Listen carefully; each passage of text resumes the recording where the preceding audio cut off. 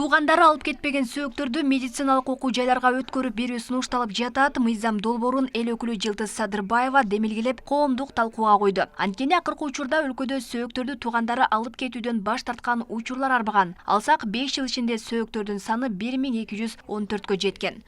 Буга да азыр технологиясын өзүчө ойлоп атабыз. Себеби дегенде бул сынып калат экен, тез эле студенттер колдон түшкөндө эле сынып калат экен, талкаланып калат экен, баары беркинде эме болот.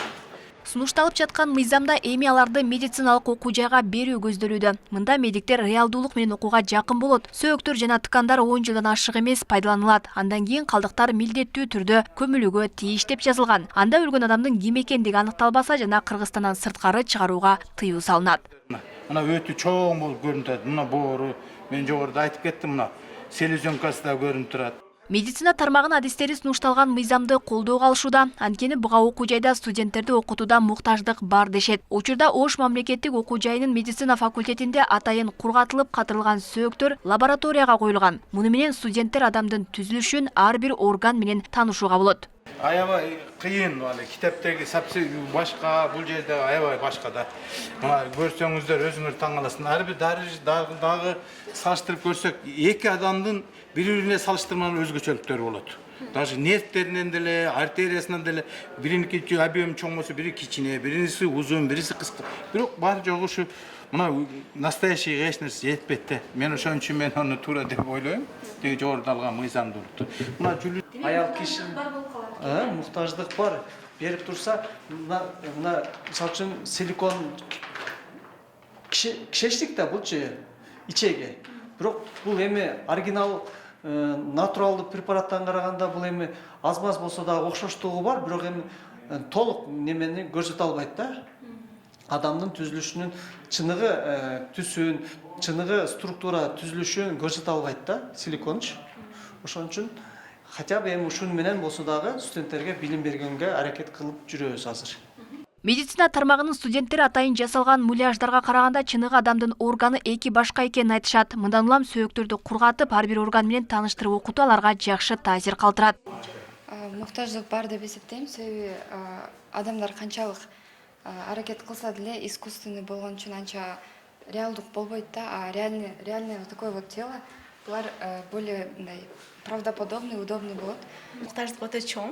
Сөөк дегенде баары чыныгы адамдык менен искусственныйдын экөөнүн айырмасы өтө эле чоң болот. Биз эми искусственный окуган үчүн чыныгы адамдыкын көргөндө уже мындай өтө чоң мындай айырмачылыктарды байкайбыз да. Дегенде бул искусственныйда баардык мындай көп нерсе маалымат жетишсиз болот. Анан кийин кээ бир жерлер мындай окшош эмес болуп калат, эми эптеп эле кылып коюшат дегендейчи. Анан баары чыныгыда мындай чыныгыдан көрүп калганда өтө мындай маалымат да чоң ала алабыз. Ошо бизге кичине кыйыныраак болот да. Чыныгысы менен встречаться эткенде бизге ошо жакшы болот эле, ошол беришсе. Ал эми учурдагы мыйзамда буга жол берилбейт. Сөөктөр соттук медициналык эксперттер борборунун мейитханасында 10 күн сакталат. Андан кийин туугандары алып кетпесе, көрүстөнгө коюлат. Биз азыркы мыйзам боюнча андай өлүктөрдү, неизвестный тууган уругу, аты жөнү аныкталбаган өлүктөрдү окуу жайларга бере албайбыз. Себеби бизде 1 жылдан кийин, 2 жылдан кийин ушундай өлдү эле деп издеп келгендер болот. Бакында туугандар отказ болгон туруптар мына 10 жылдан бери андай жок, отказ кылбайт. Ал эми мусулманчылыкта сөөктү союуга тыюу салынат. Диний жактан эгерде эпидемиялык илдеттин тароо коркунучу бар учурда гана сөөктү союуга уруксаат деп каралган.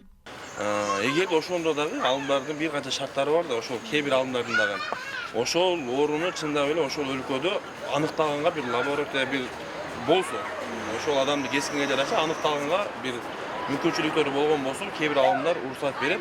Тирүүсүндө кандай урматтуу болгон болсо, ал киши дүйнөдөн өткөндөн кийин деле ошондой урматталганга татыктуу да. Анын эч жерине тийбеш керек. Өткөндөн кийин дароо ал маркумду жерге бериш керек. Бул шариятыбызда 4 мазхабта тең такыр адамды кескилеп бир мүчөлөрүн алып калганга такыр болбойт. Өлкөдө 34 миңден ашуун студент медициналык багытта билим алат, бирок анатомиялык материалдардын жетишсиздиги окуу сапатына терс таасирин тийгизип жатканы белгиленип келет. Алмагүл Эрке, Байгызы, Адилбек Абдакимов, Ош ТВ.